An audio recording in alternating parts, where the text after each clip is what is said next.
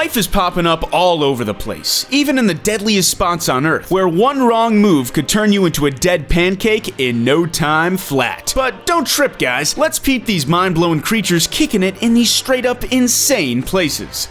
Fishes of the abyssal depths. We're diving into the deepest depths where your puny self wouldn't survive more than a measly 5 seconds because the ocean's vastness would squish you like a jelly jar. The Mariana Trench, clocking in at a massive 33,920 feet deep, is home to a whole bunch of underwater critters just chilling, keeping their distance from all the human hustle and bustle. Way down, deep in the sea, there's some sly dudes like Melanocetus johnsoni. And let's keep it real, you wouldn't want to be swimming with these bad boys anyways. This abyssal beast, also known as Johnson's abyssal anglerfish, rocks a tiny glow-up that's straight up mesmerizing. It lures fish in with its bioluminescent game like, yo, check out this light, dude, and boom, sayonara, fishy. But also the Dumbo octopus and its fly-as fins that look like ears. They rock those babies to glide around with mad style and agility. Or so they try. Cause truth be told, their swimming game is straight up trash, making them slow as molasses. But hey, down in the deep ocean, food be scarce as hell, so it's all about keeping it chill and patient. Gotta play it cool, dude, cause being hyperactive down there means you'll straight up starve. A pistoproctidi be living with some funky transparent skulls. Their eyes aren't where you'd expect, man. Nah, they got these big green balls sitting up top, right on their skull. And get this, their skull's got a transparent roof letting them peep every damn thing going down around them. They can scope out if some predator is creeping up looking to snack on their tiny little booty all sneaky like.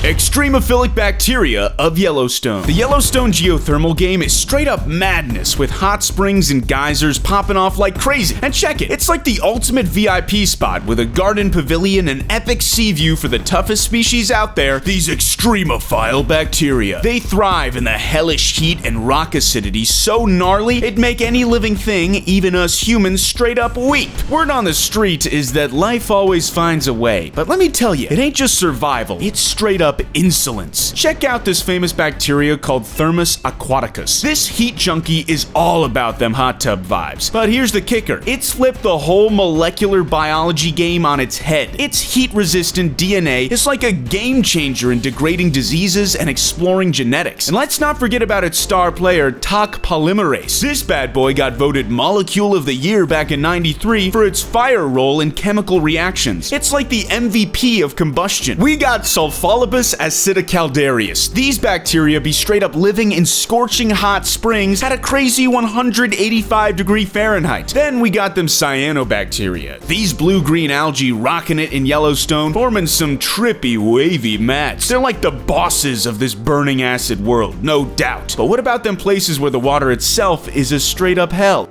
Tubiculous worms from hydrothermal springs. The hydrothermal springs deep down in the abyss. They're like open arms welcoming all them brave souls willing to get their booty smoked by water busting out at insane temps, plus a pressure that'll straight up crush you. It's a dark world down there, no papa's sun shining on you, but check it. Despite all that, life be straight up insolent, living there all calm and collected. These hydrothermal spring tube worms, they on some next level art game. They be building them chimney-like tubes around the hot spring using materials they find in the seawater. It's like their own creative masterpiece. And check it, not only does it look stylish as hell, but it also keeps them safe from them pesky predators. Who can argue with that? It's like a win-win, dude. We got some straight up recycling champions here that'll make even the most hardcore activists go weak in the knees. These worms, they be like the ultimate hosts, welcoming symbiotic bacteria into their tissues. These freeloaders take those toxic chems coming from the hydrothermal springs and turn them into a feast full of tasty nutrients for the worms. Now get this, these worms ain't got no mouths, no stomachs, and no digestive system to brag about. They play this epic game of hide and seek with the bacteria instead. The bacteria, they handle all the digestion and energy production for the worms. It's like a deep bond that's been rocking for millions of years. I mean, imagine having a friend who eats and digests for you. That's some serious friendship goals right there. We gotta talk about these worms' appearance. Their mug is straight out of some alien alien flick, no cap. They rock these wild colors and sport a bizarre vibe with bright red gills and a hairy body. It's like they're from another planet or something, you feel me? But hold up, it gets even crazier. Scientists are digging deep into studying these worms, trying to unravel the secrets of life on Earth. They reckon this could be where it all started. It's like a whole next level exploration. They gotta hop in them high-tech submarines to venture down, cause if they ain't careful, that hot water in the darkness will straight up crush them.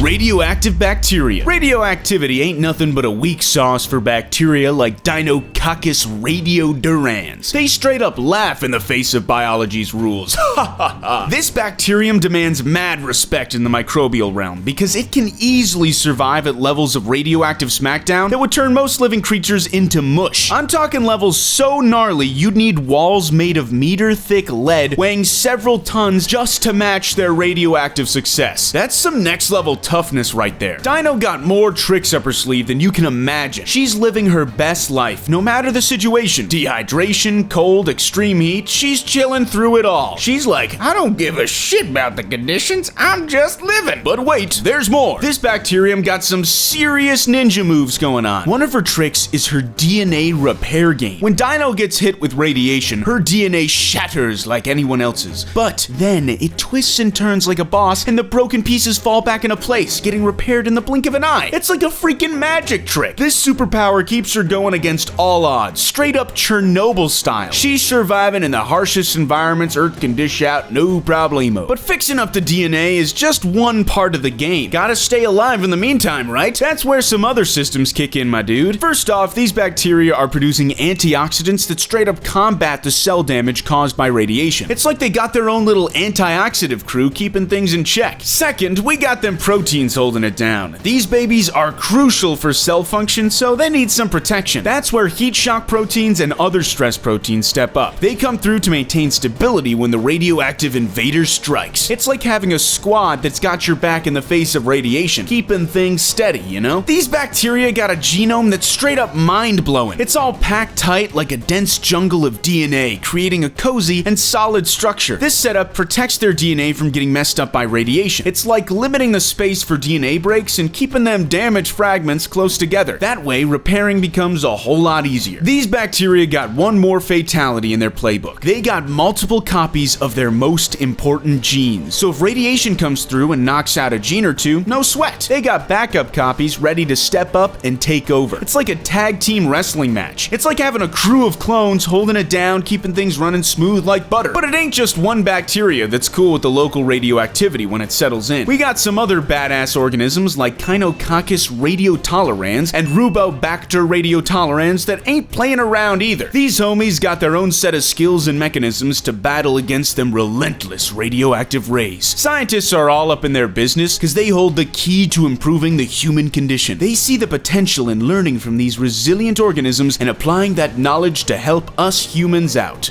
Collembola of the polar regions. The cold is mad cool and it beefs you up, you know? That's what them polar springtails, aka snow fleas, be thinking. These tiny critters, like not even 0.08 inches, may be small, but they're straight up masters of adapting and surviving. They can laugh it off, no sweat, when dealing with the hardcore conditions of the polar regions. Them cottontails ain't just looking fly, they know how to stay icy in the cold too. They be rocking a stylish hair coat that not only keeps them warm, but also gives them grip on the snow and ice. It's like a double whammy of protection and steeze, keeping their little bodies cozy and their swag on point. These dudes got some next level gear called the furka. It's like a secret weapon tucked under their belly. A badass spring that comes in clutch when those ruthless predators are creeping. When they get all spooked, they activate that weapon and bounce. They can leap over 100 times their own size, straight up leaving the danger zone in a single bound. Talk about getting the hell out of Dodge. These little homies got some serious hops. Here's the burning question on your mind. How the heck do these little cold acrobats survive in the harshest conditions, like in those massive regions where we freeze? First off, these springtails got a secret weapon called natural antifreeze. They whip up proteins and glycerols that work like an icy shield, keeping their cells and tissues from freezing up and turning into crystals. That means they can keep their bodies bouncing even when the temps hit rock bottom and go way below freezing. Their diet is on point too. These springtails are grubbing on decaying organic stuff, like dead plants, fungi, and bacteria. It's like a gourmet feast for them, but it also helps them stay cozy in the cold. See, this special diet keeps them fueled up and their body functions running smoothly, like a well-oiled machine. Ain't no chill gonna stop these little homies from thriving. When things get super freezing, these springtails bust out the hibernation game. They enter a sleep mode called cryptobiosis, saving up all that energy and chill until the conditions get better. In this state, their metabolism slows way down so they can ride it out without grub or water for mad long periods. Then, when the temps start to rise, like still cold but a little less frigid, these homies come back full throttle. They snap out of hibernation mode and get back to their hustle at full speed. It's like a boss move, playing it smart and waiting for the perfect moment to bounce back. Surviving in style. That's how these springtails roll. But here's the deal. Teamwork is the real MVP. The cottontails got a knack for reproducing like crazy, popping out babies whenever they want. This means they can multiply fast and take over all their territories, making sure they get a major edge surviving in places where resources be scarce and conditions are straight up tough. It's like a strategic move, playing the numbers game and making sure they got a crew holding it down. They know how to adapt and dominate, making sure they got the best shot at surviving even when the going gets rough. These springtails ain't some self-centered, full of themselves peeps. That's a one-way ticket to a quick death in the freezing cold. These springtails may go wild for a sec, but it's all good because they play a crucial role in the cold zone ecosystems. They break down organic matter, recycle nutrients like bosses, and hold the whole polar ecosystem together. Without them, it'd be a hot mess out there. So mad props to these tiny warriors doing their thing.